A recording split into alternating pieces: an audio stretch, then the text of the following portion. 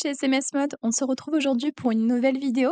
Donc ici, elle va être dédiée à la découverte des formats d'expédition qui sont pris en charge par SMS Mode. Donc si vous vous demandez quel type de formation est disponible pour l'envoi d'un SMS, vous êtes au bon endroit. Donc on va commencer par le commencement. Donc il faut dans un premier temps vous connecter à la plateforme, donc à l'aide de votre identifiant et mot de passe. Si vous n'avez pas de compte, vous pouvez en créer un gratuitement depuis notre site internet et nous rejoindre dans un instant. Donc dès à présent, on va se rendre du coup sur l'onglet pour envoyer des messages, donc dans messagerie envoyer et on va se concentrer donc ici sur les types de messages.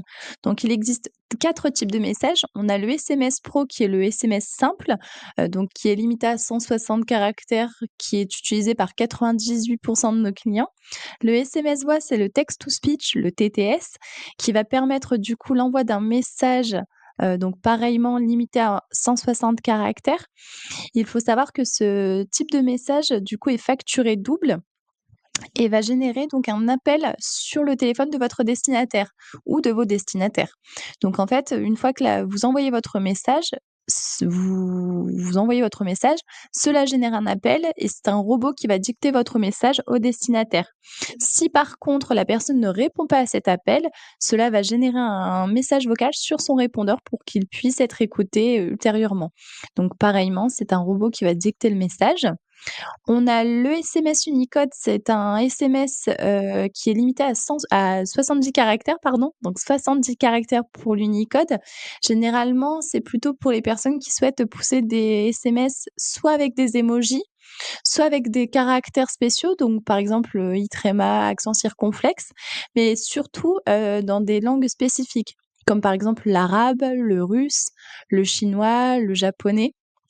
C'est des langues effectivement qui ne sont pas latines et qui du coup nécessitent le SMS Unicode. Et enfin, on a le SMS réponse. Le SMS réponse, comme son nom l'indique, c'est pour les personnes qui souhaitent pousser des SMS et récupérer du coup la réponse des destinataires. Et dans ces cas-là, il est recommandé de ne pas personnaliser l'émetteur. Donc il faut laisser le shortcode, donc l'expéditeur 36034, pour pouvoir pousser votre message, qu'il soit lu par les destinataires et répondu. Et dans ces cas-là, en fait, pour récupérer la réponse, vous pouvez cliquer sur réponse et récupérer la réponse de vos destinataires. Voilà, c'est tout pour aujourd'hui. Vous savez maintenant quels sont les formats d'expédition qui sont pris en charge par SMS Mode.